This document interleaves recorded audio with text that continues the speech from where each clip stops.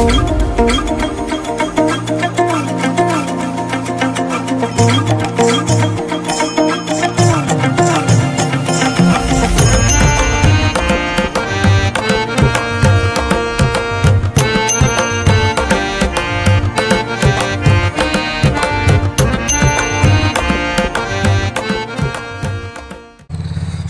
ট্যুরের দ্বিতীয় দিনের ভোরবেলা, এখন ভোরবেলা ওঠা হয়েছে আর একটু বৃষ্টি হয়ে গেছে রাতে, তাই পুরো ঘাস ভেজা আর ঘাসে পা দিয়ে হাঁটতে খালি পায়ে বেশ ভালোই লাগছে।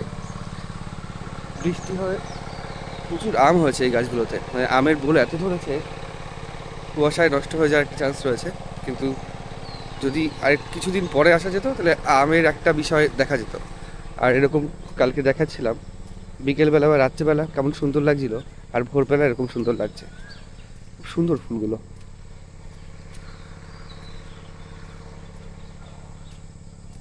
সবচেয়ে ভালো রং এটা লাগলো আমার। যাই হোক, এখান থেকে এখন আমরা বেরোবো রেডি হয়ে বলতে মোটামুটি তাও 1 ঘন্টা লাগবে। সবাই রেডি হয়ে আমরা বেরোবো এবং বেরিয়ে আজকে যাব সবচেয়ে দূরের একটা যেই বিট আছে সেই বিটে। সেই দূরের বিটটা 14 বছর পর এবার ওপেন হয়েছে এবং সেই বিটের নাম হরিখালি বিটে আমরা যাব। 14 বছর যেটা ওপেন হয়েছে এবং এবারই পারমিশনটা পাওয়া গেছে, মানে ওখানকার ঢোকার পারমিশন করা হয়েছে আর কি, স্পেশালভাবে ওখানে যাবো জন্যে। এরকমভাবে পুরো হোটেলের চারিপাশে চাষ করা হয়েছে সবজি, ফুল, আর সামনে রয়েছে কিছু গাছ। এটা হচ্ছে তেঁতুল গাছ, অনেক তেঁতুল হয়ে রয়েছে। আর কালকে এসে ওপরে প্রচুর তেঁতুল রয়েছে, কালকে এসে এখানে যা তেঁতুল ছিল নিচের তেঁতুল সবাই পেরে নিয়েছে এবং পেরে নিয়ে এই তেঁতুলগুলো হচ্ছে কাঁচা অবস্থায় মিষ্টি হয়, মানে কাঁচায় মিষ্টি, পাকলে কি জানি না, কাঁচা অবস্থাতেই ছিল সবাই ওই তেঁতুল খেয়েছে কালকে এসে। বেশ মজা হচ্ছে এখানে এসে সুন্দরবন ট্যুরে। জেনারেলি যেটা হয় সেটা ভোরবেলা বেরোনো হয়। ভোরবেলা বলতে সেকেন্ড দিন যেটা, ভোরবেলা বেরিয়ে সম্পূর্ণ সমস্ত কিছু নৌকাতেই হয়। আর আমাদের বিজয়দা যে ছিল সকাল সকাল চলে এসছে, খাবার জল ছিল না তাই সেটা নিয়ে। আর একটা সমস্যা, সকালবেলা কারেন্ট চলে গেছিলো তাই তো, কিন্তু বিজয়দা আবার জেনারেটর চালিয়ে জল তুলে দেওয়ার ব্যবস্থা করে দিয়েছে। এই পরিষেবাটা এখানে পাবেন। একদম ঠিক। প্যাকেজ সম্বন্ধে বলতে হবে তাই তো। তো সুন্দরবন ট্যুর বিজয়দার সাথে করা হয়েছে মা ট্যুর অ্যান্ড ট্রাভেলস। তো মা ট্যুর অ্যান্ড ট্রাভেলসে আসলে কী কী ফেসিলিটিস পাবেন সরাসরি বিজয়দার মুখ থেকেই শুনে নিন। আপনারা এখানে যদি যোগাযোগ করে কেউ আসার জন্য কীভাবে যোগাযোগ করবেন? তো এখন তো সব তো এই অনলাইনে বা ফোন নাম্বারেই তো সব যোগাযোগ করে বেশিরভাগ আমার। তো আমার যত কলকাতার পার্টি আছে বলুন, লালবাজারে বলুন, আর আপনার ওই নবান্নে থেকে বলুন, টেংরা, উত্তর কলকাতা, বহু লোক আমার, বহু পার্টি আছে, মানে ওরাই হচ্ছে মানে আমাকে সাপোর্ট করে, মানে সবাই মানে কি বলবো, মানে যে এত ভালো লাগে। আবার আমার এই প্রচারটা করতে হয় না, ওরা প্রচার করে, মানে ওদের যত রিলেটিভ আছে ওদেরকে আমার কাছে যোগাযোগ করিয়ে দেয়। আচ্ছা, তবু একটা ফোন নাম্বার বলে দিন। হ্যাঁ, আমার ফোন নাম্বার হলো 62 94 90 93 59। আচ্ছা, 2 রাত 3 দিনের যে ট্যুরটা থাকছে সেটা আমরা প্রথম দিন কোথা থেকে উঠছি? সোনাখালী থেকে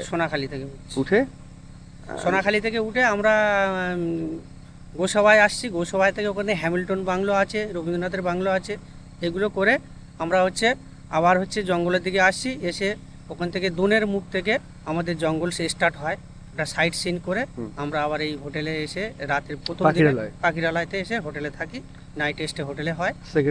সেকেন্ড দিন এখান থেকে মানে অনেকেরই তো অনেক প্রোগ্রাম থাকে, আর আমার প্রোগ্রামটা সম্পূর্ণ আলাদা। আমার তো সেকেন্ড দিনে মানে এখান থেকে আমরা হরিখালি বা বুড়ির ডাবরি, মরিচ ঝাঁপি, এগুলো সেকেন্ড দিন করি। তৃতীয় দিন আবার সবাই তো জঙ্গলের ভেতরে নিয়ে যায় না। তৃতীয় দিন ওরা কি করে, যেটা অনেকেই করে, যে এখান থেকে মানে তৃতীয় দিন এখান থেকে ঝড়খালি করে ব্যাক করে সোনাখালি করে, কিন্তু আমি তৃতীয় দিনে জঙ্গলের ভিতরে রাখি, মানে সদনেখালি, সুদর্ণখালি, দোবাঁকি, এগুলোও করি। আচ্ছা আচ্ছা, বেশ ভালো। আর খাবার দাবার বিষয় যেটা আছে, যে মেনু ঠিক হয়, সেটা কি সিজন অনুযায়ী ঠিক হয়? যেমন বর্ষাকালে আসলে ইলিশ, হ্যাঁ হ্যাঁ হ্যাঁ, আর অন্য সময় আসলে অন্যরকম মেনু, এটা কি সিজন অনুযায়ী ঠিক হয়? হ্যাঁ, আচ্ছা আচ্ছা, একদম যদি আপনার সাথে যোগাযোগ করে আপনি পুরো মেনু পাঠিয়ে দেবেন, তাই তো? একদম একদম। আচ্ছা, তো এটা কিন্তু একটা ব্যাপার যে যখন বর্ষাকালে আমরা আসছি তখন ইলিশ উৎসব হয়, ইলিশ উৎসব সুন্দরবন, সেটা তখন ইলিশ ঠিক আছে, কিন্তু যখন ইলিশ পাওয়া যায় না তখন কীরকম মেনু হয়?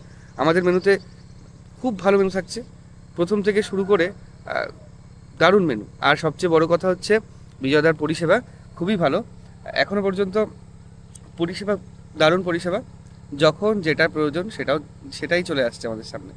এবং আমাদের প্যাকেজের বাইরে কয়েকজন বাচ্চা রয়েছে, সেই বাচ্চাদেরও খুব সুন্দরভাবে নিজের বাচ্চার মতো খেয়াল রাখছে বিজয়দা, এই বিষয়টা খুব ভালো লাগলো।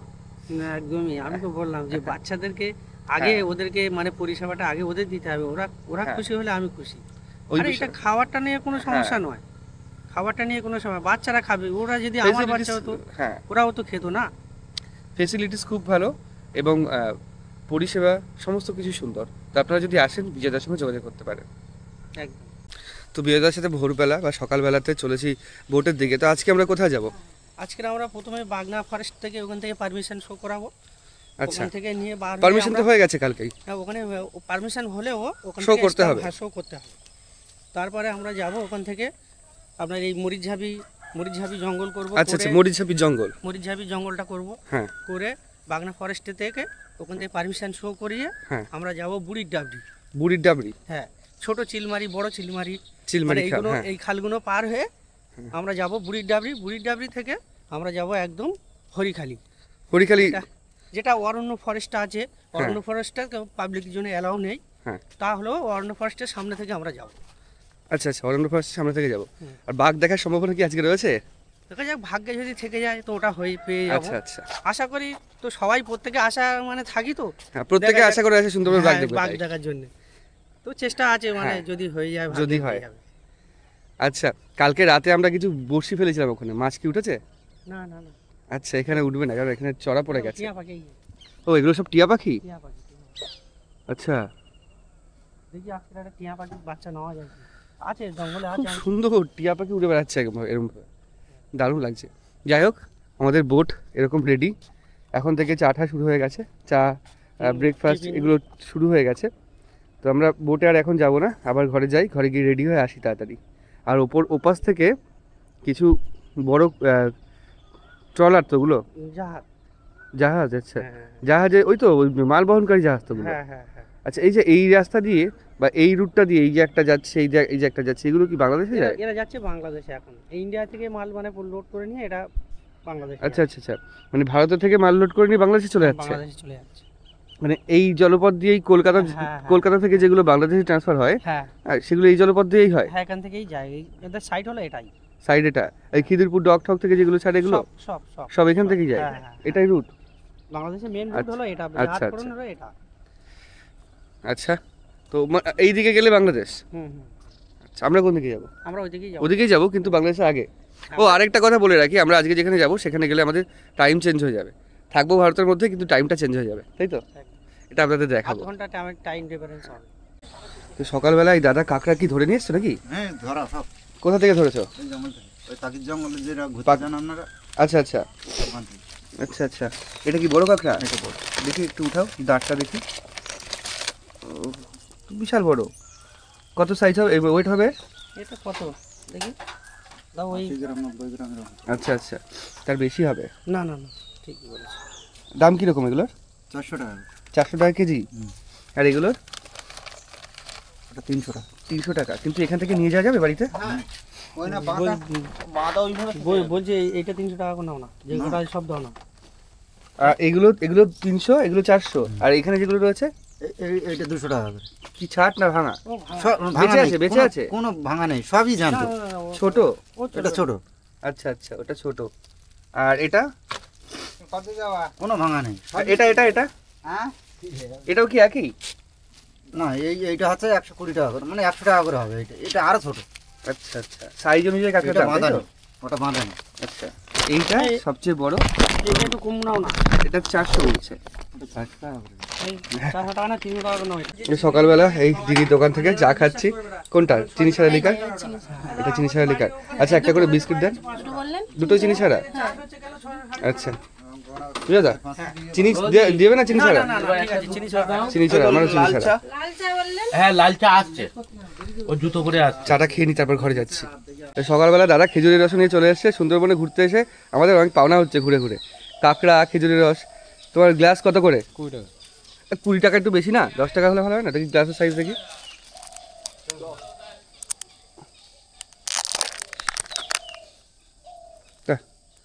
একদম ছোট গ্লাস, 20 টাকা, অনেক বেশি। যাই হোক, এই খেজুরের রস আসছে, যদি কেউ খাও চলে আসো। 20 সুন্দরবনের ওয়েদার আজকে হঠাৎ করে মেঘ হচ্ছে, হঠাৎ বৃষ্টি, আবার হঠাৎ রোদ। তো আমাদের বেরোতে একটু লেট হয়ে গেল। মোটামুটি 8টা বাজে এখন। বেরোনোর কথা ছিল, বলেছিল 6টায়, ওরা বলেছিল 6টা বলতে 7টা বাজবে, কিন্তু 8টা হয়ে গেল। কারেন্ট অফ, জল নেই, পরে জেনারেটারে করে জল চালানো হলো ওর জন্যে। তো এখন বেরিয়ে যাচ্ছি সোজা লঞ্চের দিকে। লঞ্চে গিয়ে আমরা আজকে সোজা যাব হরিখালিতে, হরিখালি বিটে। ওখানে ঢুকে আমরা ওয়াচ টাওয়ারে সুন্দরবনের সৌন্দর্য আপনাদের দেখাবো। তো এই পথ ধরেই হেঁটে চলেছি। কালকে যখন এখান থেকে যাচ্ছিলাম, মাটির পথ, ভাবছিলাম যদি বর্ষাকালে আসি, ইলিশ উৎসবে যদি আসি বা বর্ষাকালে যদি আসি, তাহলে কি অবস্থা হবে। তো বর্ষা দিয়ে দিয়েছে এবং পথের অবস্থা খুবই বাজে হয়ে গেছে। কাদা, মানে সুন্দরবনের কাদা কি, একটুখানি জল পড়লেই পুরো প্যাচ প্যাচে কাদা হয়ে যায়। তো যাই, প্রথমে লঞ্চে উঠি আগে গিয়ে। লঞ্চ ছেড়ে দিচ্ছে আমাদের, আর লঞ্চে উঠেই বিস্কুট আর চা। আর লঞ্চটা আমাদের এখন ছেড়ে দিচ্ছে, মোটামুটি এখন 8টা 10 বাজে। একটু লেট হয়ে গেল বেরোতে, তো চেষ্টা বলবো যে একটু তাড়াতাড়ি টানার জন্য। যদি একটু টেনে দেয় তাহলে হয়তো ঠিক মতো আজকে ঘুরে আসতে পারবো।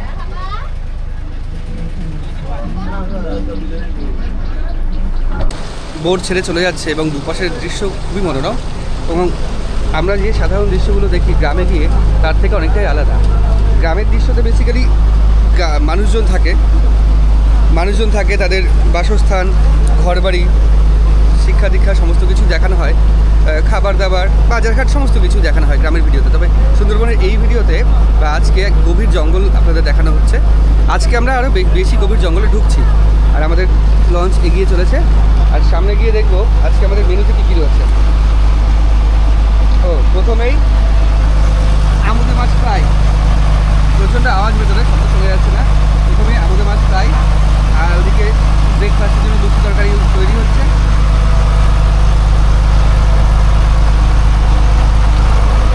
আর আমাদের আজকের মেনুতে রয়েছে খাসির মাংস, মটন, একদম সুন্দরভাবে ম্যারিনেট হচ্ছে।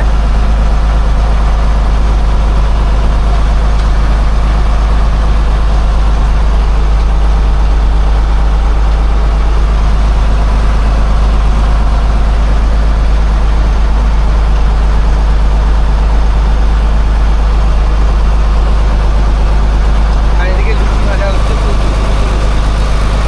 লুচির সঙ্গে কি তরকারি, ঘুগনি।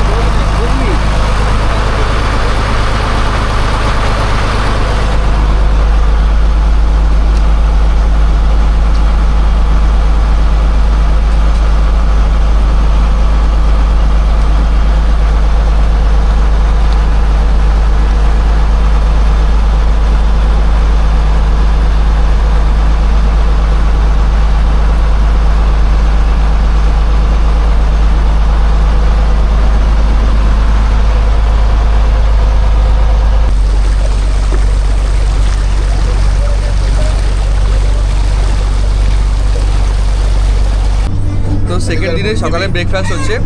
ব্রেকফাস্টে লুচি, ঘুগনি আর রসগোল্লা। তো আমি মুড়ি নিয়েছি, মুড়ি ঘুগনি, কারণ মুড়ি ঘুগনিটা বেশি টেস্টি লাগে।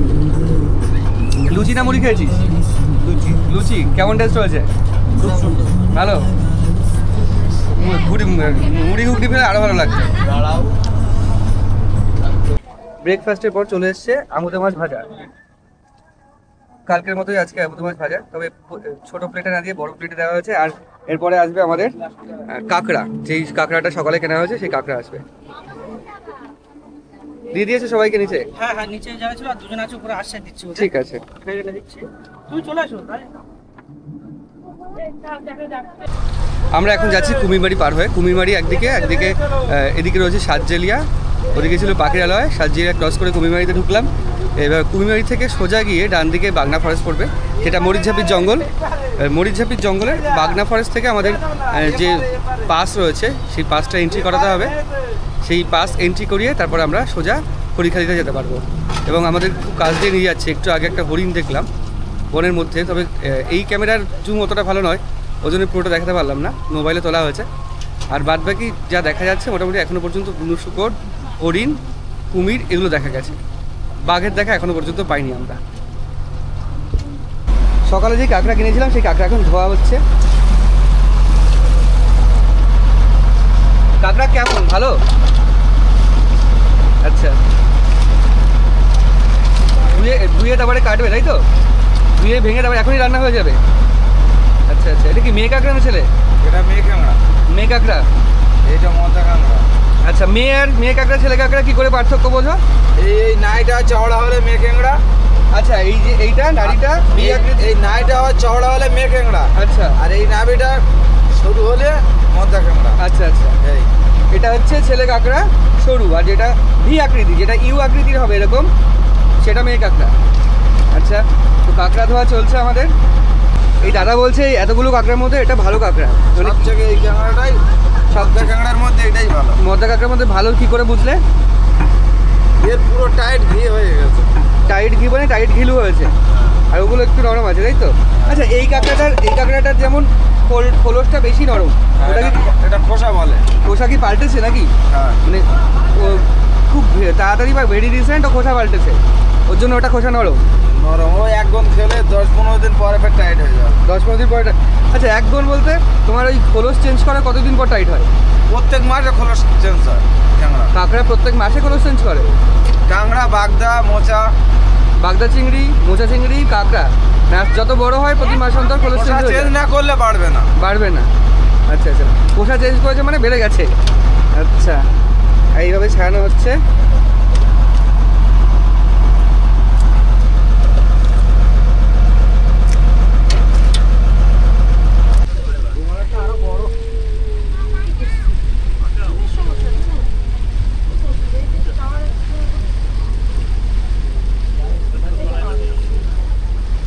আমাদের ডান দিকে মরিচঝাপির জঙ্গলে ওখানে নেট দেওয়া রয়েছে।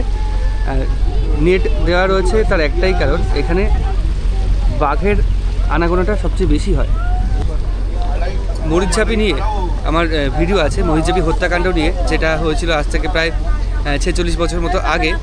তো মরিচঝাপি হত্যাকাণ্ডে দুটো ভিডিও করা আছে। একটা মরিচঝাপির ঠিক যেখানে আমরা এখন উল্টো দিকে দাঁড়িয়ে রয়েছি, কুমিরমারি দ্বীপে, কুমিরমারিতে গিয়ে, কারণ এখান থেকে সবাই ওইখানে গিয়ে উঠেছিল। কুমিরমারিটা এদিকে গ্রামটাই হচ্ছে কুমিরমারি। আর একটা করা আছে মরিচঝাপি জঙ্গলের একদম গায়ে ছোটো মোল্লাখালি থেকে, ওটা দুটো দেখতে পারেন। মরিচঝাপি ইতিহাস সম্পর্কে জানতে পারবেন এবং তার বর্তমান অবস্থাও সেটা থেকে জানতে পারবেন। এখন আমরা মরিচঝাপি পার করে বাগনা ফরেস্টের দিকে এগোচ্ছি। মরিচঝাপি জঙ্গলের মধ্যেই বাগনা ফরেস্ট।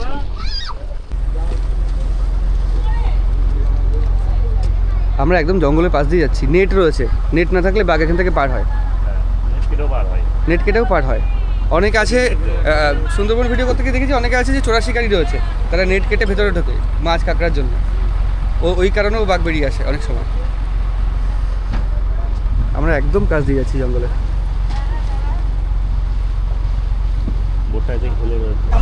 যারা ভেতরে রয়েছে, ভেতরে জানালা দিয়ে এইভাবে সুন্দরবনের দৃশ্য দেখছে।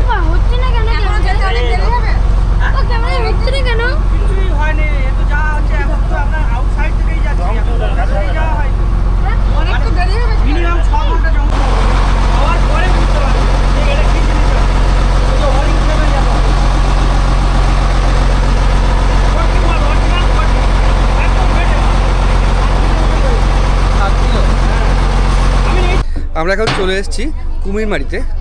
আর মরিচঝাপির বাগনা ফরেস্ট ঠিক উল্টো দিকে কুমিরমারির পাস এন্ট্রি অফিস, মানে মরিচঝাপি জঙ্গলের বাগনা ফরেস্টের যে পাস এন্ট্রি অফিস, সেই অফিসটা হচ্ছে অবস্থিত কুমিরমারিতে।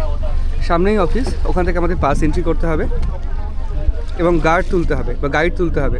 গাইড না হলে এদিকে যেতে দেবে না, এই একটা ব্যাপার। আর উল্টো দিকে রয়েছে বাগনা ফরেস্টের অফিস। দেখছি ওটা কি যাচ্ছে বলে সারাবারে না বললো ওটা বুক করে যাচ্ছে। মরিচাপি আমাদের অফিস থেকে বেরোলাম, রেঞ্জ অফিস থেকে বেরিয়ে একজন গাইড উঠেছেন একজন, এবং তার সঙ্গে সহকারী একজন গাইড উঠেছেন। এবার এখান থেকে বেরিয়ে আমরা সোজা যাব দোপাকি না, আমরা যাব বুড়িরডাবিতে, তারপরে আমরা যাব হরিখালিতে। প্রথমে বুড়িরডাবি, তারপরে হরিখালি।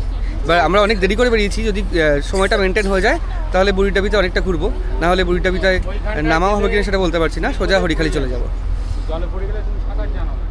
খুব ভালো হয়েছে। সবাইকে নমস্কার। আর আমার নাম অচিন্ত মণ্ডল, আমি সুন্দরবন টাইগার রিজার্ভের ট্যুরিস্ট গাইড। তো আজকে আমি আপনাদের সঙ্গে আছি প্রোগ্রামে, সুন্দরবন নিয়ে সব তথ্য দেওয়ার চেষ্টা করব। সেই সঙ্গে সুন্দরবন নিয়ে যদি কোনো প্রশ্ন আপনাদের মনে এসে থাকে আমাকে অবশ্যই জিজ্ঞাসা করবেন, আমি প্রত্যেকটি প্রশ্নের উত্তর দেওয়ার চেষ্টা করব। তো তার আগে আপনারা কেমন আছেন তাই বলুন। ভালো আছেন সবাই? কোথা থেকে আসছেন সবাই? বনগাঁ। আচ্ছা, সুন্দরবনের আগেও এসেছেন বলছিলেন, তো ঠিক আছে। আচ্ছা, খুব ভালো হয়েছে আপনারা সুন্দরবনে এসেছেন। তো আমি আলোচনা করছি। আজকে আমরা বসিরহাট রেঞ্জের মধ্যে প্রোগ্রাম করছি, এবং বসিরহাট রেঞ্জের মধ্যে সবচেয়ে ভালো যে দুটো স্পট, বুড়িরডাবড়ি এবং হরিখালি, এই দুটো স্পট আমরা প্রোগ্রাম করছি। যে নদীর উপর দিয়ে যাচ্ছি এই নদীটার নাম ঝিলা, এবং যে দ্বীপ আপনারা দেখতে পাচ্ছেন এই দ্বীপের নাম মরিচঝাঁপি জঙ্গল। অর্থাৎ যে জঙ্গলে এক সময় বহু রিফিউজিরা বসবাস করার জন্য এসেছিলেন, পরবর্তী টার্মে এই অঞ্চল থেকে এই মানুষগুলোকে আবার তুলে দেওয়া হয়েছিল। ও সাইড একটা জঙ্গল যার নাম আরবেশিয়া। তো আমাদের সুন্দরবনটা কোথায় আছে, কতটা এরিয়া নিয়ে বিস্তৃত আছে, আমি সেই বিষয়টা নিয়ে একটু আলোচনা করছি। এক হচ্ছে বাংলাদেশ এবং ইন্ডিয়া, এই দুটো রাষ্ট্র একসঙ্গে যে সুন্দরবনটা আছে, সেই সুন্দরবনটা এই পৃথিবীর মধ্যে বৃহত্তম বদ্বীপ, অর্থাৎ লার্জেস্ট ডেল্টা। গঙ্গা, ব্রহ্মপুত্র এবং মেঘনা, এই তিনটি নদীর অববাহিকায় পৃথিবীর বৃহত্তম বদ্বীপ এই সুন্দরবনটা অবস্থান করছে।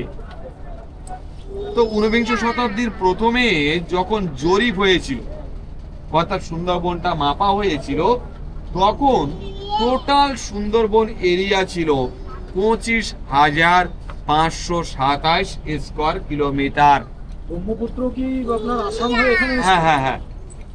এইবার কি হলো, পরবর্তী টার্মে যখন ভারতবর্ষ ভাগ হয়ে গেল, তখন ভারতীয় অংশে যে সুন্দরবন পড়েছিল তার এরিয়া ছিল 9,630 বর্গ কিলোমিটার, আর বাকিটা ছিল বাংলাদেশে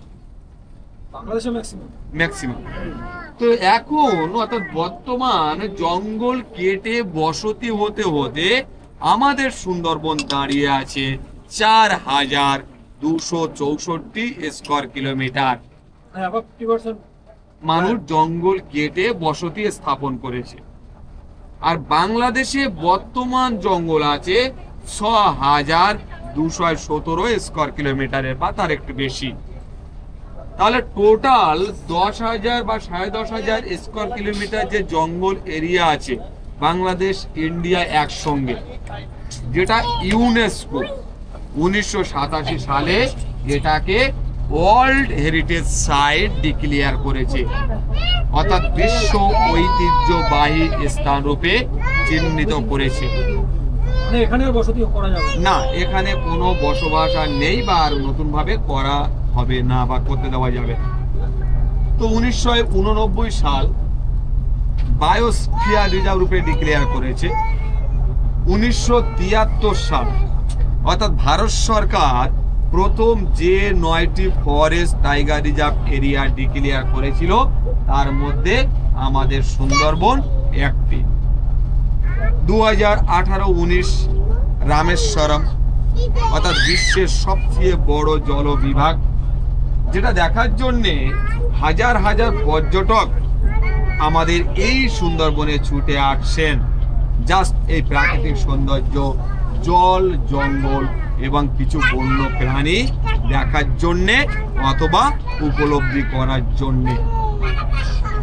তো আমাদের ইন্ডিয়ান সুন্দরবনের চারিধারে যে সীমানাটা আছে, আমাদের উত্তরে আছে ডাম্পিয়ার হজেস লাইন, দক্ষিণে বে অফ বেঙ্গল, পশ্চিমে হুগলি রিভার এবং পূর্বে বাংলাদেশ। অর্থাৎ এই সীমানার মাঝখানে আমাদের ইন্ডিয়ান সুন্দরবনটা অবস্থান করছে। তো আমাদের যে 4264 স্কয়ার কিলোমিটার জঙ্গল আছে, এর মধ্যে টাইগার রিজার্ভ এরিয়া আছে 2585 বর্গ কিলোমিটার এলাকা নিয়ে সুন্দরবন টাইগার রিজার্ভ তৈরি করা হয়েছে, যেটা 4টি রেঞ্জে ভাগ আছে। Basirhat, Sajnekhali eco tourism, national park east আর ন্যাশনাল পার্ক ওয়েস্ট, এই 4টি রেঞ্জে ভাগ আছে। এর মধ্যে বাফার জোন আছে এবং কোর এরিয়া আছে। অর্থাৎ বাফার জোন আছে 892 স্কয়ার কিলোমিটার জায়গা, যেখানে ফিশারম্যান বা যারা মধু কালেকশন করে বা যারা ট্যুরিস্ট এই জায়গায় চলাফেরা করতে পারে। এবং যে কোর এরিয়া আছে সেখানে কাউকে প্রবেশ করতে দেওয়া হয় না। তো আমাদের টোটাল 102টো দ্বীপ ছিল। কোর এরিয়াতে কি ফরেস্ট যারা সার্ভিস করে তারা যায়? অবশ্যই, ডিপার্টমেন্ট তো আছে। তো আমাদের টোটাল 102টো দ্বীপ ছিল। এই 102টো দ্বীপের মধ্যে 48টি দ্বীপে জঙ্গল আছে, আর 54টি দ্বীপে প্রায় 40 থেকে 45 লক্ষ মানুষ বসবাস করছেন টোটাল সুন্দরবন সংলগ্ন অঞ্চলে 19টি ব্লক নিয়ে। তার মধ্যে উত্তর 24 পরগনায় পড়ছে 6টি ব্লক, আর দক্ষিণ 24 পরগনায় পড়ছে 13টি ব্লক। 17টি থানা আছে, 2টো পোস্টাল আছে তার মধ্যে। তো আমাদের যে 48টি দ্বীপে জঙ্গল আছে, এই 48টি দ্বীপে প্রায় 64 প্রজাতির উদ্ভিদ দেখতে পাওয়া যায়। এবং এই 64 প্রজাতির উদ্ভিদের মধ্যে প্রধান যে উদ্ভিদ তার নাম সুন্দরী গাছ, যে গাছটার জন্যে এই সুন্দরবনটা নামকরণ হয়ে আছে, ফেমাস হয়ে আছে। এবং অন্যান্য যে গাছগুলো আমাদের সুন্দরবনে দেখতে পাওয়া যায় তার মধ্যে উল্লেখযোগ্য যেগুলো গরান, গেওয়া, হেতাল, গোলপাতা, কেওড়া, বাইন আমাদের সুন্দরবনের উল্লেখযোগ্য উদ্ভিদ। আজকে আমরা কোন রেঞ্জের মধ্যে আছি? আজকে আমরা বসিরহাট রেঞ্জের মধ্যে প্রোগ্রাম করছি। আর প্রোগ্রাম কি 4টে রেঞ্জেই হয়?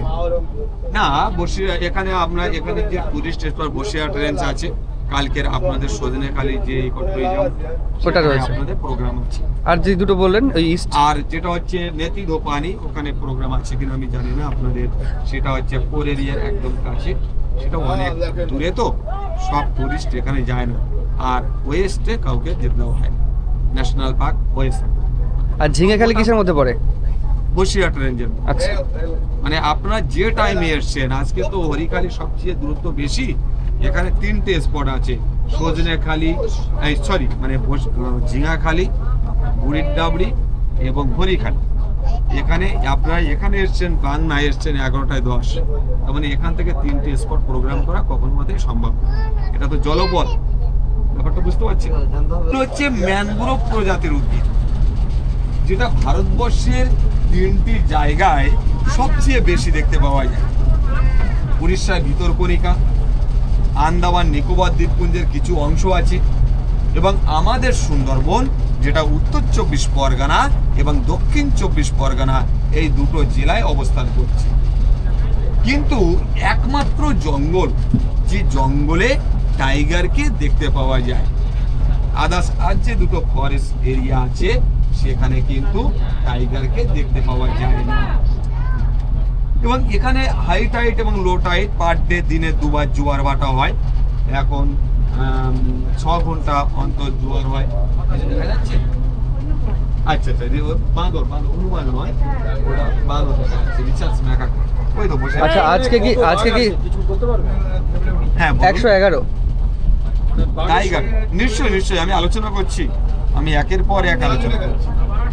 আমি যতদূর জানি হ্যাঁ। আগের বছরের গণনা অনুযায়ী 111টা বাঘ আমাদের ভারতের সুন্দরবনে রয়েছে। আর বাচ্চা এখন তো বাচ্চা বাড়ার সময়, মানে বাচ্চা বড় হবে তারপরে আবার গণনা হবে। আমি বলছি, আপনি যেটা অ্যাডাল্ট বাঘ আছে 104 প্লাস। আমি যখন বাঘের প্রসঙ্গ নিয়ে আলোচনা করব তখন বিস্তারিত তথ্য আমি আপনাদেরকে দেওয়ার চেষ্টা করব। তো আমি যেটা বলছিলাম যে রয়্যাল বেঙ্গল টাইগার ফেমাস, যে প্রাণীটিকে দেখার জন্যে হাজার হাজার পর্যটক আমাদের এই সুন্দরবনে ছুটে আসছেন, যদি সেই প্রাণীটিকে দেখতে পাওয়া যায় সেই আশায়। যদিও এই টাইগারকে পর্যটকরা সব সময় দেখতে পায় না, কারণ তার কারণ আছে। বিজ্ঞানীরা যেটা বলতে চাইছেন যে রয়্যাল বেঙ্গল টাইগার এরা দিনমানে সাধারণত বিশ্রাম করে, খাবারের সন্ধানে বের হয় রাত্রে বা ভোরের টাইমে, যেহেতু নিশাচর প্রাণী, এবং সেই জন্যে বাঘের সঙ্গে দেখা হওয়াটা অতি দুর্লভ ব্যাপার। তবুও আমাদের সুন্দরবনে বহু পর্যটক এই টাইগারকে দেখতে পেয়েছেন বা পাচ্ছেন, কারণ ব্যতিক্রম সব জিনিসেরই আছে। তো এখন যেটা প্রশ্ন যে রয়্যাল বেঙ্গল টাইগারটা ফেমাস কেন?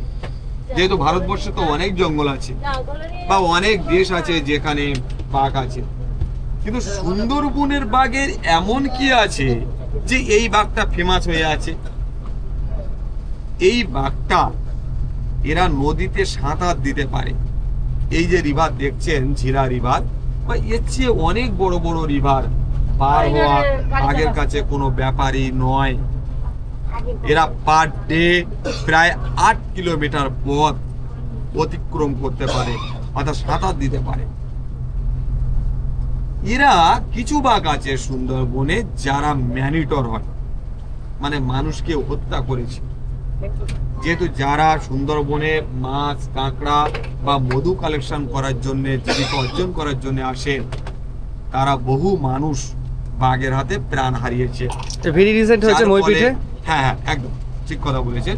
যার ফলে সুন্দরবন সংলগ্ন অঞ্চলে অনেক বিধবা দেখা যায়, যাদের স্বামীদের বাঘে খেয়েছে, অথবা কিছু মানুষ আছে যাদেরকে কুমিরে অ্যাটাক করেছে।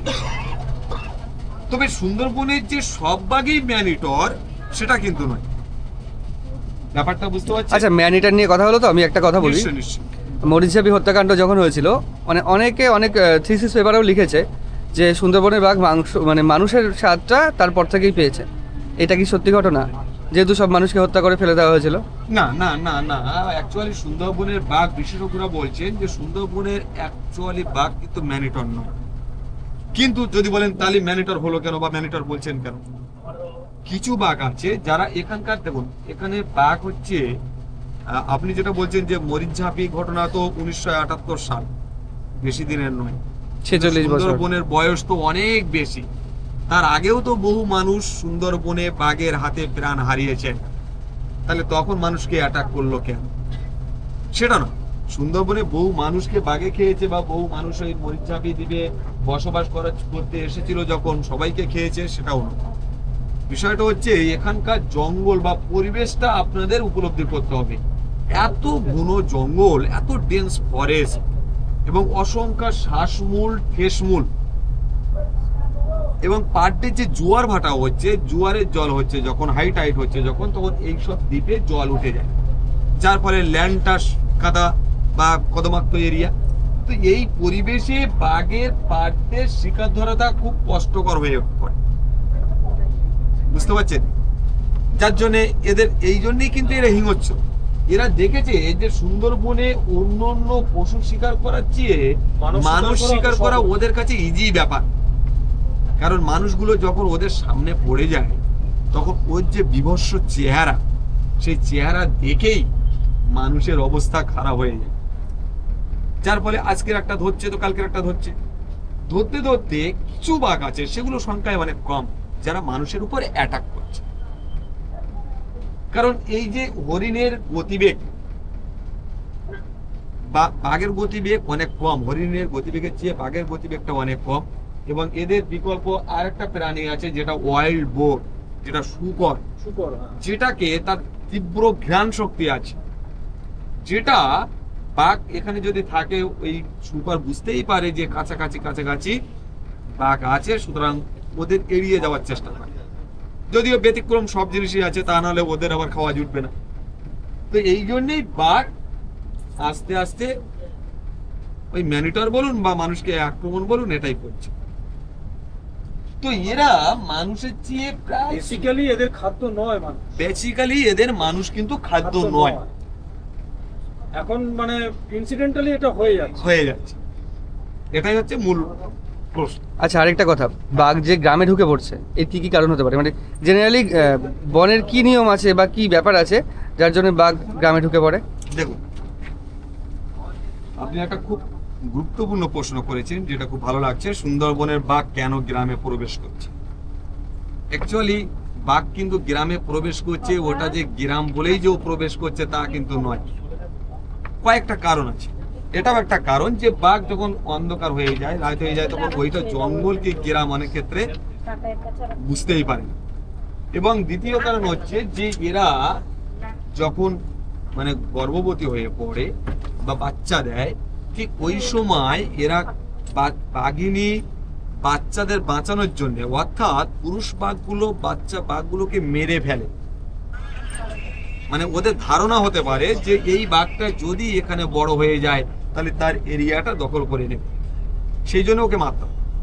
সেই জন্য বাঘের আক্রমণের হাত থেকে বাচ্চাদের রক্ষা করার জন্যে বাঘিনী কখনো গভীর জঙ্গল, স্থান পরিবর্তন করতে থাকে। বুঝতে পেরেছেন? এইবার তৃতীয় কারণ হচ্ছে, অনেক বিশেষজ্ঞরা বলছেন যে খাবারের সন্ধানে গেলেও যেতে পারে, কিন্তু দেখা গেছে সুন্দরবনে যতবার গ্রামে বাঘ পার হয়েছে মানুষের উপর অ্যাটাক কিন্তু করেনি। বেশি অংশ ক্ষেত্রে গরু বা ছাগল এর উপরেই অ্যাটাক করেছে। যদি বলেন এইবার মইপিটের যে ঘটনাটা ঘটলো, আপনি যেটা বলছিলেন সেটা মইপিটে দুটো হয়েছে তো। হ্যাঁ, এগুলো ব্যতিক্রম সব জিনিসেরই আছে, বুঝতে পারছেন? তো এই যে এই কারণগুলো, তাছাড়া আদার্স, যদিও এখন এই যে এক সাইডে গ্রাম এক সাইডে জঙ্গল, সেই জঙ্গলের সাইডটা ফেন্সিং করা আছে প্রায় 105 কিলোমিটার মতো। আগে ছিল 54 কিলোমিটার বরাবর, এখন প্রায় 105 কিলোমিটার বরাবর ফেন্সিং করে দেওয়া হয়েছে। না, এটা ওপেন জঙ্গল, ফেন্সিং করা আছে। কেন? যদিও ওই ফেন্সিং কিন্তু বাঘের কাছে কোনো ব্যাপারই নয়, কিন্তু ওদের মুডটা পরিবর্তন করে দেওয়া। মানে বাঘ যাচ্ছে, একটা বাধা পাচ্ছে, বাঘ আবার পরিবর্তন করে ঘুরে যাচ্ছে।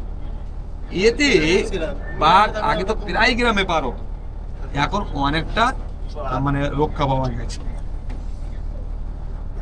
তো এরা মানুষের চেয়ে প্রায় 6 গুণ বেশি দেখতে পায়।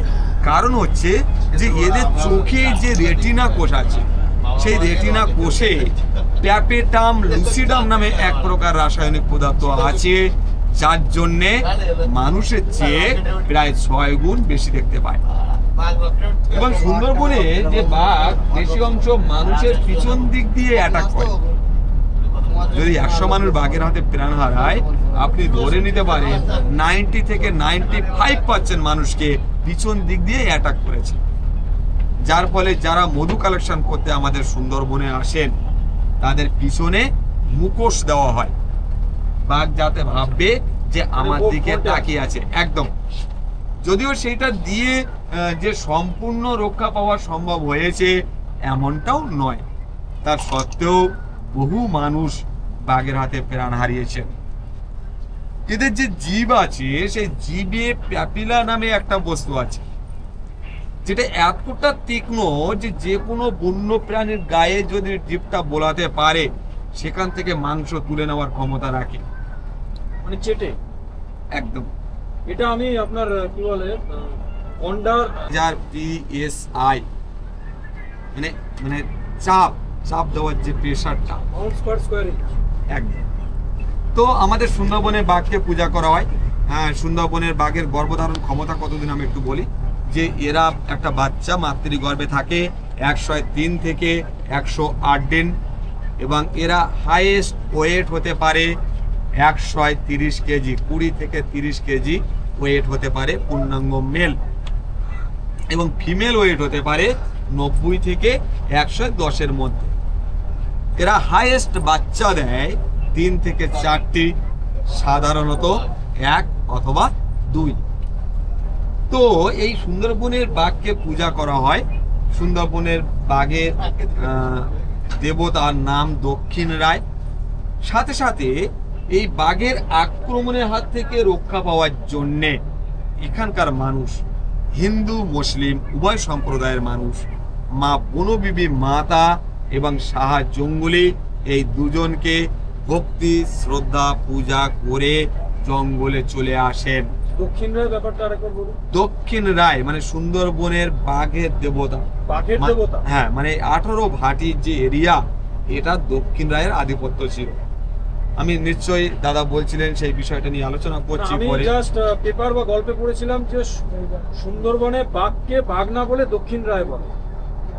না, বাঘকে বাঘ না বলে বলা হয় মামু বা বড় মিয়া। এখানে একজন বলছিল বড় বাবুও বলে। হ্যাঁ, বড় বাবু বিভিন্ন নামে পরিচিত, মানে ডেঞ্জার তো, ওই জন্যই মানুষ এইভাবেই সম্বোধন করে। মানে পার্টিকুলার বাঘের দেবতা দক্ষিণ রায়। দক্ষিণ একদম। তো আমাদের সুন্দরবনে বাঘ ছাড়াও অন্যান্য যে বন্য প্রাণীগুলো দেখা যায়, তার মধ্যে হরিণ, শুয়োর, লেপার্ড ক্যাট, জঙ্গল ক্যাট, ফিশিং ক্যাট, মোয়ানার কুমির, ডলফিন। এই ডলফিন উঠছে, ডলফিন বলতে বলতেই উঠছে। ওই সাইডে একটু ফলো করুন, ওই উঠছে, ওই দেখুন উঠছে, ওখানে ফলো করুন, ওখানে উঠবে। এখানে যে গাইড উঠেছেন আমাদের, সেই গাইড দাদার কাছ থেকে সমস্ত কিছুই শুনে নিলাম। না, বিস্তারিত সমস্ত তথ্য আর কি শোনা গেল এখানে গাইড দাদার কাছ থেকে, যে কোন তথ্যগুলো আমরা জেনারেলি জানি না। সুন্দরবন তো প্রচুর ঘোরা হয়েছে, প্রচুর গ্রামেও ঘোরা হয়েছে, তার ভিডিও রয়েছে, আপনারা দেখেছেন। তো সেখানেও এত তথ্য পাইনি যে বাঘের সম্পর্কে এত তথ্য। এখানে কিন্তু বাঘের সম্পর্কে অনেক তথ্য পেলাম, প্লাস এই জঙ্গল বা সুন্দরবনের সম্পর্কে অনেক তথ্য পেলাম। বাদ বাকি বিষয় যেটা বনবিবি কেন পুজো করা হয় এবং তার যে আবির্ভাব বা যে ইতিহাসটা, সেটা আসার সময় শোনার একটা ইচ্ছে রয়েছে। তো আমরা এখন সামনের দিকে এগোচ্ছি, পুরো জঙ্গল বরাবর আমরা যাব বুড়ির ডাবিতে। আমাদের কাঁকড়া কষা রেডি হয়ে চলে এসছে। কাঁকড়ার তারগুলো কত বড় বড় লাগছে। কাঁকড়া কষা পুরো রেডি হয়ে চলে এসছে। আচ্ছা, কাঁকড়াটা আমরা নিচে নিয়ে গিয়ে খাবো, ঠিক আছে? একদম। আর একটা প্লেটে ওই দিদিদের দিয়ে দাও কাঁকড়া। আর আমরা এখন বুড়ির ডাবি খাড়ির মধ্যে ঢুকছি। বুড়ির ডাবি খাড়ির পাশে অনেক জীবজন্তু দেখা যায়, সেই বিষয়টা রয়েছে এখানে। একটা ছোট্ট খাড়ির মধ্যে এখন আমরা ঢুকছি।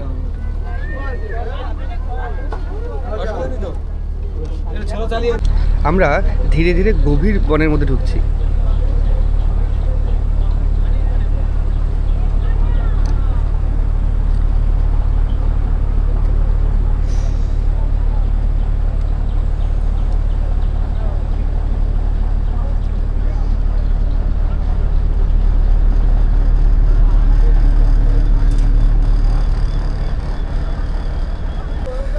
তো ওই গাইড দাদা বললো এখানে কাঁকড়া গাছ বলে একটা গাছ হয়, মানে এমন একটা গাছ যেটার হচ্ছে কাণ্ড খুব সরু কিন্তু মূল এত চওড়া এবং দীর্ঘ এবং জাল আকৃতির হয়ে থাকে, যদি ওর মধ্যে ঢুকে যাওয়া যায় বাঘও আক্রমণ করতে পারে না। তাই অনেকে বাঘের আক্রমণের সময় কাঁকড়া গাছের মধ্যে ঢুকে যায়। যারা মধু এবং কাঁকড়া সংগ্রহ করতে আসে এদিকে, তারা ওই কাঁকড়া গাছের মধ্যেই ঢুকে যায়। আর গাছটার নাম হয়েছে কাঁকড়া গাছ। কাঁকড়া সংগ্রহ করতে এসে রক্ষা পায় ওই গাছে, তাই ওর নাম দিয়েছে কাঁকড়া গাছ। আমরা চলে এসেছি আমাদের বুড়ির ডাবড়িতে। বুড়ির ডাবড়ি হচ্ছে আমাদের আজকে ফার্স্ট স্পট। তো বুড়ির ডাবড়ি হচ্ছে এইরকম, ওই বুড়ির ডাবড়ি বিট। যেমন সুন্দরবনের প্রত্যেকটা একটা বড় সুন্দরবনের চারিদিকে অনেক প্রবেশদ্বার বলতে গেটওয়ে, ওই প্রত্যেকটা গেটওয়ের একটা একটা বিট নাম। ঝিঙাখালি বিট আগে গেছি আমি, ভিডিওতে দেখেছেন আপনারা। এটা হচ্ছে বুড়ির ডাবড়ি বিট। এখানে যাব, এরপর যাব হরিখালি বিটে। আমাদের নৌকা বেরোচ্ছে বুড়ির ডাবড়ি বিটে।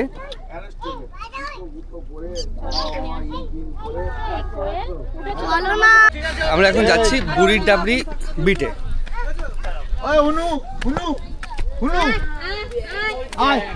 এদিকে রয়েছে বাদর আর সামনেই বিট। বিটের এখানে টিকিট কাটতে হবে। হ্যাঁ, টিকিট কেটে আমরা জঙ্গলের মধ্যে ঢুকবো। তো দেব, কেমন লাগছে এসে? খুব সুন্দর। আচ্ছা, আমরা যেই পথ দিয়ে এখন যাচ্ছি পুরো নেটে ঘেরা, কারণ এইখানে পুরো বাঘের জঙ্গল। বাঘ যাতে এখানে এসে আক্রমণ না করে তার অনেক ওপরে এই পথটা করা হয়েছে, প্লাস নেট দিয়ে ঘিরে রাখা হয়েছে। এইরকম নেট, আর দুই দিকে খুব নিচু জঙ্গল, জঙ্গল থেকে অনেকটা উপরে রাস্তা, আর রাস্তা দুপাশে নেট। খুব সুন্দর জায়গা। আর দুদিকে গরান, হেতাল। হেতাল গাছটা খুব কম দেখা যায় সুন্দরবনে, ওটা আন্দামানে বেশি দেখা যায়। গোলপাতা, গরান, খেজুর সমস্ত গাছই রয়েছে। সামনে গিয়ে একটা সাঁকো রয়েছে, কাঠের সাঁকো। এর নিচ দিয়ে একটা খাল চলে গেছে, এখন ভাটাতেই খালে জল। হ্যাঁ, এটা ব্রিজ। চলো। এটা কি ব্রিজ কিসের ব্রিজ? এটা কাঠের না লোহার? দেখি কিসের? কাটে। কাঠের। চলো এবার উপর দিয়ে কনফার্ম করে নিয়েছে এটা কাঠের ব্রিজ। এর উপর দিয়ে আমরা গ্রামের মধ্যে ঢুকবো, গ্রাম না জঙ্গলের মধ্যে ঢুকবো। এবং জঙ্গলের রাস্তাটা বেশ একটা অন্যরকম ফিল দিচ্ছে। এর পাশে যেই বেড়া করা রয়েছে এগুলো হচ্ছে কোনো গাছ দিয়েই হয়তো বেড়া করা রয়েছে। আর ঢালাই রাস্তা রয়েছে, দুজন হাঁটতে পারবে। এটা অন্যরকম ফিলিংস এখানে। আস্তে হ্যাঁ, আস্তে চলো। এর মধ্যে ঘোরাটা হচ্ছে অন্যরকম ফিলিংস একটা। সুন্দরবনের গ্রামে বারে বারে বলছি অনেক ঘুরি, কিন্তু এই রকম জায়গাগুলোই ঘোরা তো টুরিস্টরাই আসতে পারে, তো অন্যরকম ফিলিংস। আর নিচেই রয়েছে কাঁকড়ার বিভিন্ন গর্ত। প্রত্যেক যে গোল গোল গর্ত রয়েছে, প্রত্যেক গর্তই হচ্ছে কাঁকড়ার গর্ত। এখানে প্রচুর কাঁকড়া পাওয়া যায়। আর জোয়ার হলে এখানে জল উঠে যায়, জল উঠে যায়, কিন্তু এই জল ওঠে।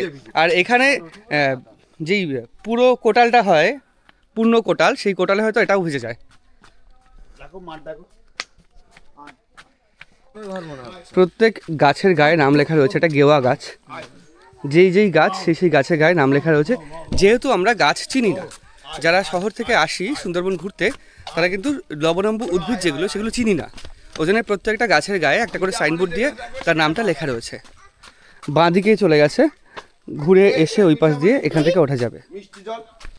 এই পথের পাশে যে বেড়া করা রয়েছে, এই বেড়াটাও হচ্ছে সুন্দরবনের কোনো একটা লবণাম্বু উদ্ভিদ, তার যে কাঠ সেই কাঠ দিয়েই বেড়া করা রয়েছে। এবং তার ওপাশে রয়েছে নেট, মানে বেড়ার পাশে নেট, ডবল প্রোটেকশন রয়েছে এখানে, যাতে বাঘ এখানে এসে আক্রমণ না করে টুরিস্টদের, তার জন্য। তো এখান থেকে আমরা উঠছি, এখানে আবার সেই ফেন্সিং বা নেট দেওয়া রয়েছে। এখান থেকে পুরো বুড়ির ডাবরি বিটটা আমরা ঘুরবো। আর বাচ্চাদের সবচেয়ে বেশি মজা, খুব মজা লাগছে। ভালো লাগছে? এদিকে তাকিয়ে তাকিয়ে বল, ভালো লাগছে? আচ্ছা, মাটিগুলো তুলেছে বুনো শুয়োরে। কোন গর্তগুলো? গর্তগুলো দেখো, এই যে মাটি তুলেছে, এই যে আচ্ছা আচ্ছা, এই যে গর্তগুলো। শুয়োরে কেন বলে? শুয়োর মাটি ঘোরে বলে তো শুয়োর বলে। পায়েতে হেঁটেছে হরিণ।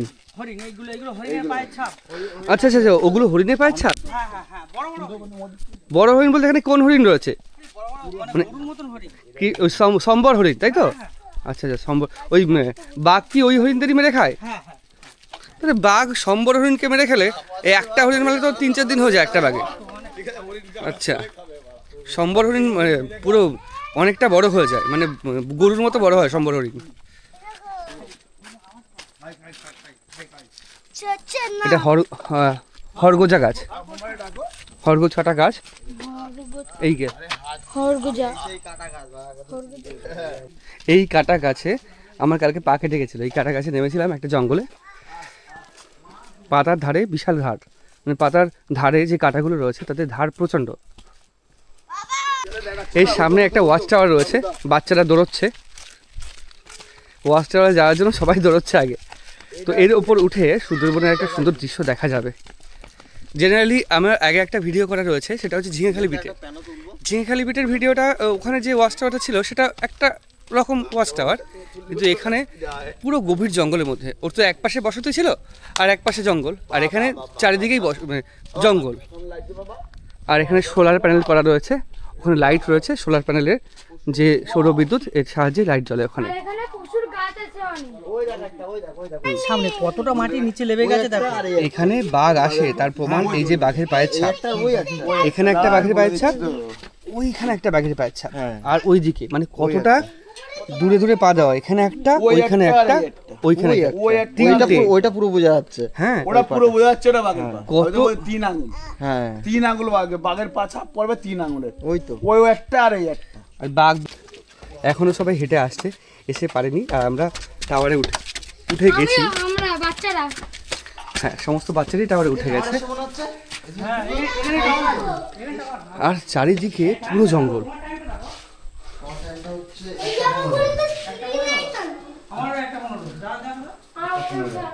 একটা 15 কটা মোবাইলে দেখো, মোবাইলে 1:15 বাজে। তুমি জাস্ট এখানে আসো, আমারও 1:15। এই এখানে দাও।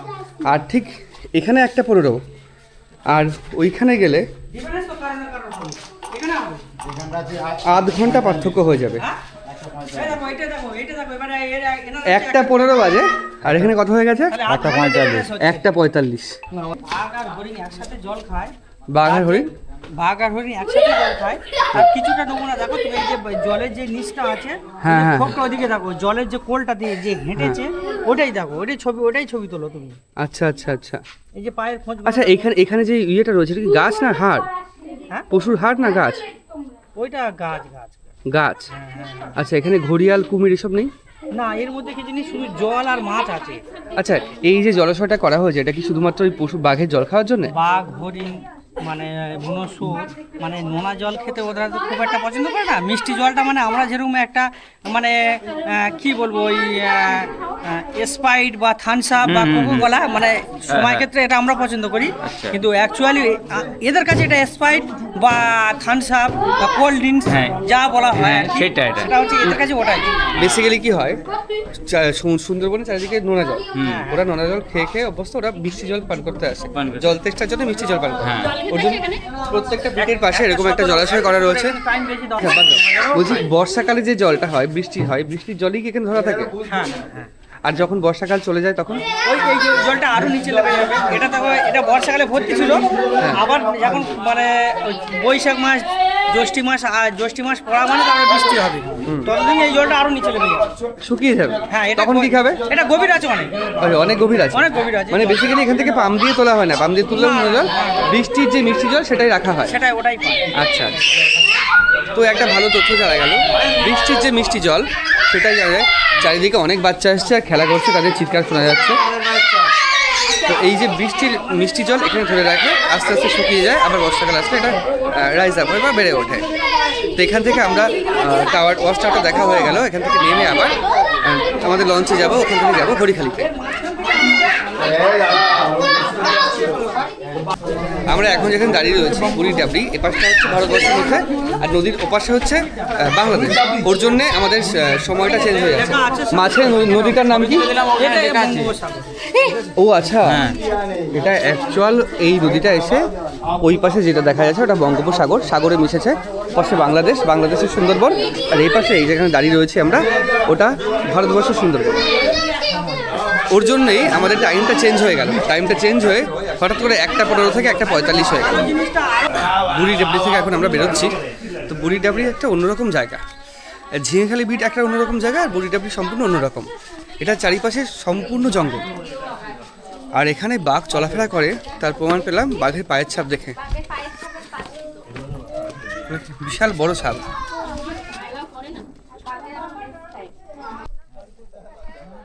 এর পাশে যে বন্য জীবজন্তু আসে সেটা কিন্তু প্রমাণিত হলো বাঘের পায়ের ছাপ দেখে। বাঘ হরিণ এদের পায়ের ছাপ দেখে এটাই প্রমাণ হলো যে এটা ঘিরেছে কেন, আর যদি না ঘিরতো তাহলে এখানে আসাই যেত না। খুব সুন্দর একটা ব্যবস্থা এখানে, এবং সুন্দরবনে এই ট্যুরটা ঘুরে বেশ ভালোই লাগছে। বুড়ি ডাবরি থেকে দেখে আমরা বেরোচ্ছি এখন এখান থেকে বেরিয়ে আবার লঞ্চ থেকে সোজা হরিখালিতে। যেটা বলছিলাম এখন বাজে 2:03, এখানে দেখাচ্ছে 2:03 বাজে, 2:04 বাজে। আর এই 2:04 বাজে এটা লক স্ক্রিন দেখাচ্ছে, এক্ষুনি সময় পাল্টে যাবে। সময় পাল্টে হয়ে গেছে 1:34। বাংলাদেশের এত কাছে রয়েছি, ওপাশেই বাংলাদেশ, ওর জন্য এইটাই সম্ভব। মানে সামনেই বঙ্গোপসাগর, বঙ্গোপসাগর ওপাশেই বাংলাদেশ, ওর জন্য সময় পুরোপুরি পাল্টে যাচ্ছে আধ ঘন্টা। এবার আমরা লঞ্চে উঠবো, লঞ্চে উঠে আবার যাবো হরিখালিতে। এইদিকে প্রচুর বাদর রয়েছে সুন্দরবনে।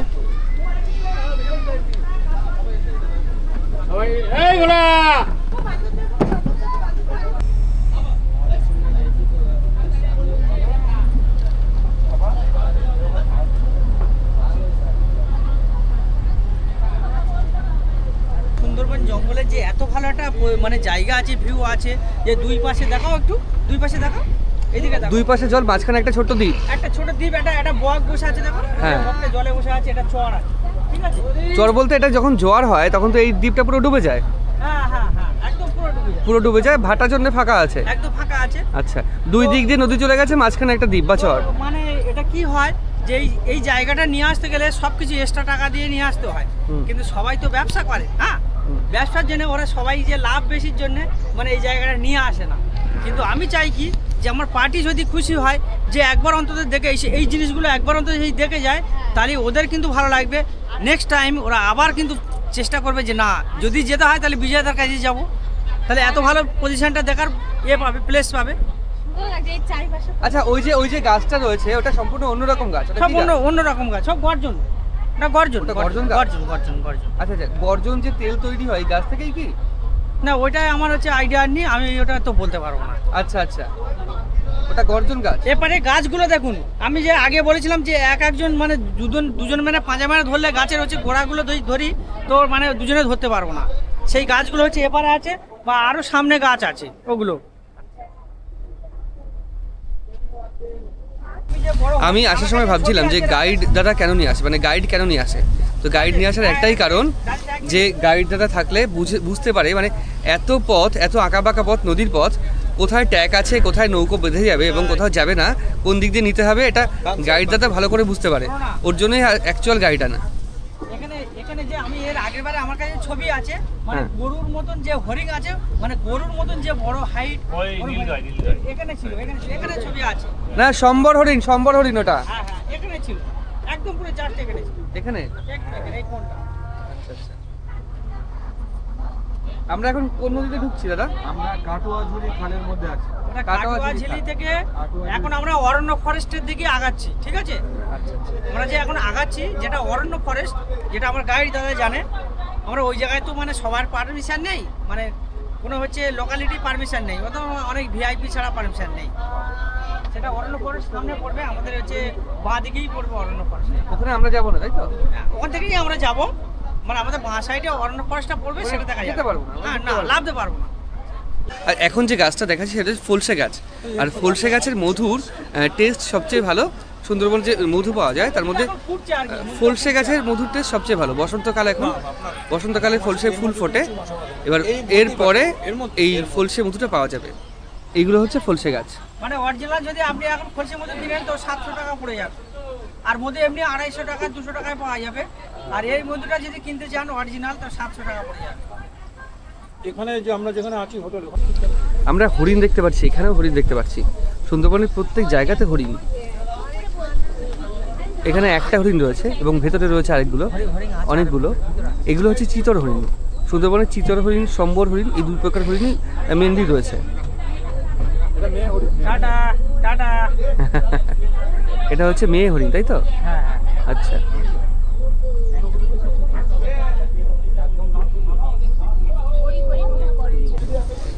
আমরা এখন ঢুকছি কাটোয়াঝিলি, তাই তো? কাটোয়াঝিলি ফরেস্টে, কাটোয়াঝিলি ফরেস্টের পুরো সামনে। এই ব্যাপারটা কি দাদা? এই ব্যাপারটা হচ্ছে এখানে আমাদের মতন পাবলিককে, সাধারণ পাবলিককে এই জায়গাতে অ্যালাউ নেই, ঠিক আছে। আচ্ছা, এখানে সবকিছু মানে মেনটেনেন্স করা হয় ফরেস্ট ডিপার্টমেন্ট থেকে আর বিএসএফ থেকে, যৌথভাবে এইটাকে কন্ট্রোল করা হয় এই অফিসটাকে, মানে এরা এখান থেকে দেখভাল করে।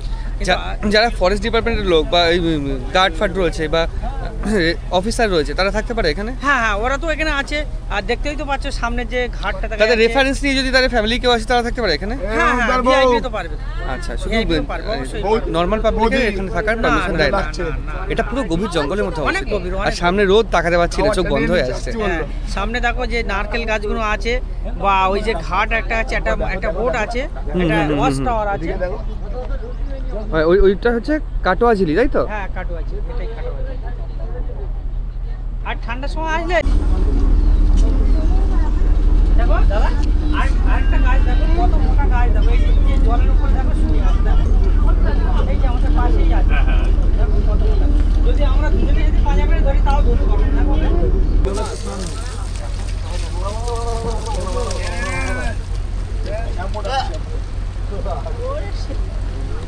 বলছি জল নোনতা না মিষ্টি?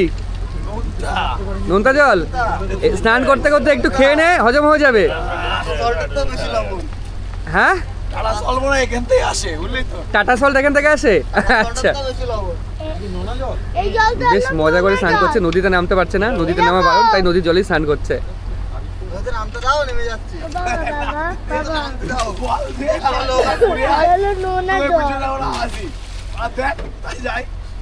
তো আমাদের অনেকটা দেরি হয়ে গেছে বেরোতে বিভিন্ন কারণে, আর গলাও ভেঙে গেছে, এত হাওয়া আর চিল্লাতে হচ্ছে সবার পেছনে।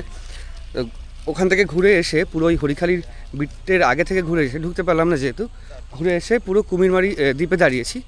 কুমিরমারি দ্বীপে আগেও এসেছি, এর আগে দুবার এসেছি কুমিরমারি দ্বীপে, এবং তার ভিডিও আছে, আপনারা দেখেছেন। তো এখানে দাঁড়িয়েছি, এখান থেকে দোকান থেকে কিছু খাবার কেনা হবে, খাবার কিনে আবার আমরা লঞ্চে উঠে পড়বো। এটা হচ্ছে কুমিরমারির সেই রাস্তা। এই রাস্তা নতুন করা হয়েছে মনে হচ্ছে। আমি এসেছিলাম আজ থেকে প্রায় 6-7 মাস আগে, তখন কিন্তু এতটা এই রাস্তাটা ছিল না, এত পর্যন্ত ছিল না, এগুলো ভাঙা ছিল ইটের। পাশে একটা ছোট্ট দোকান। এই দাদা গাইড ছিল, অচিন্তদা এখন আমাদের ছেড়ে মানে এখান থেকে যাচ্ছে বাড়িতে, কুমিরমারিতে নেমে যাচ্ছে। তো ঘুরলাম, গ্রামটা খুব ভালো লাগলো। আমি আগেও এসেছি দুবার, আবার আসবো সামনে, খুব ইচ্ছে রয়েছে, এবং রাতে ওই থাকার একটা ব্যাপার রয়েছে। তো এখান থেকে আবার বেরিয়ে যাচ্ছি লঞ্চে। এবার এখান থেকে লঞ্চ ছেড়ে সোজা যাবে আমাদের পাখিরালয়, যেখানে হোটেল রয়েছে সেখানে। আসছি, খুব ভালো লাগলো। হ্যাঁ, আসছি, ভালো থাকবেন। আপনাদের সাথে প্রোগ্রাম করেও আমি আমার খুব ভালো লেগেছে। নেক্সট ইয়ারে আবার সুন্দরবনে আসবেন। হ্যাঁ, অবশ্যই অবশ্যই। ঠিক আছে, ভালো থাকবেন। হ্যাঁ, আসছি। হ্যাঁ, একদম। তো আমরা যাই এখন, লঞ্চে উঠি। এখন বাজে সন্ধ্যা 7টা। এখন আমরা এসে পৌঁছেছি, আমরা যেখানে রয়েছি পাখিরালয়, তার ঠিক উল্টো দিকে রয়েছে সাতজেলিয়া দ্বীপ। সাতজেলিয়া দ্বীপের একটা বাজারে, মানে সবার দাবি ছিল সুন্দরবনে এসেছি, সুন্দরবনের একটা বাজার ঘুরবো। সুন্দরবনের বাজার কেমন হয় সেটা দেখার ইচ্ছে সবারই রয়েছে বা সবার আছে। ওর জন্যে আমরা দাঁড়িয়েছি সাতজেলিয়া বাজারে। সাতজেলিয়া বাজারটা ঘুরে দেখব এবং আপনাদেরও দেখাবো।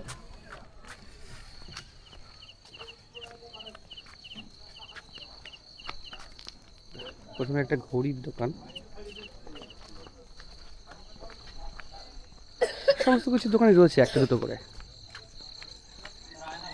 দোকানে এটা হচ্ছে শাড়ির দোকান, আর একটা কাকু খুব গান করছে, বেশ ভালো লাগলো।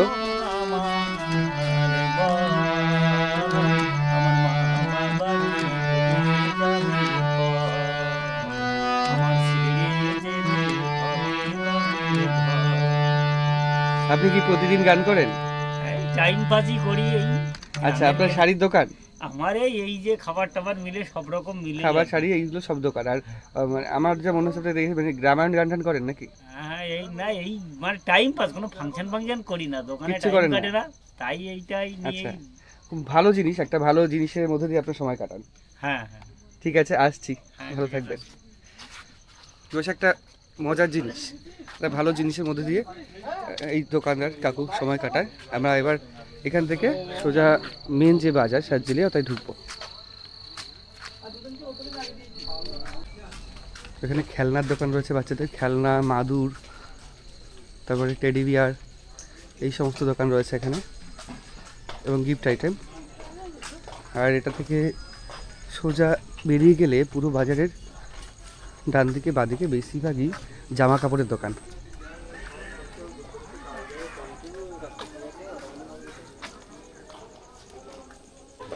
গ্রামীণ আড্ডা যেটা সেটা বেশ জমে উঠেছে এখানে। আর সামনের দিকে রয়েছে একটা মিষ্টির দোকান। বেসিক্যালি গ্রামীণ আড্ডা এখনও গ্রামে দেখা যায়, এগুলো শহরে দেখা যায় না। শহরে চায়ের দোকানে বসলে ওই মোবাইল ফোন বা এইসব গল্পই শেষ হয়ে যায়, কিন্তু গ্রামে এখনও এই বসে বসে তাস খেলার বিষয়টা দেখা যায়। তো বায়না হচ্ছে খেলনা কেনার, একটা খেলনার দোকান অবশেষে খুঁজে পাওয়া গেছে।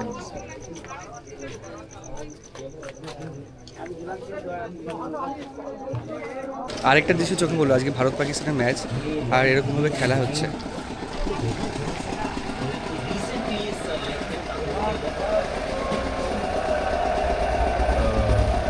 প্রজেক্টরে হচ্ছে তো এটা,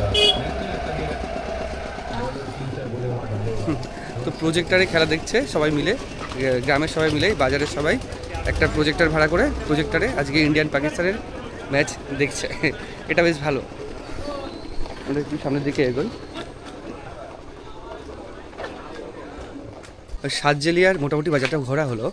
বাজার বলতে একটা ছোট্ট বাজার, গ্রামের বাজার যেমন হয় তেমন একটা ছোট্ট বাজার। তো বাজার ঘুরে আবার আমরা যাচ্ছি লঞ্চে। এখানে লঞ্চে উঠবো এবং সোজা নামবো পাখিরতলায়, যেখানে আমরা রয়েছি সেখানে। রাতের সুন্দরবনের দৃশ্য হচ্ছে পুরো কালো। দিনের বেলা আসলে যেমন চারিদিকে লবণাম্ব উদ্ভিদ এবং অন্যান্য জিনিসপত্র দেখা যায়, রাত্রেবেলা সম্পূর্ণ অন্ধকার। বিলাই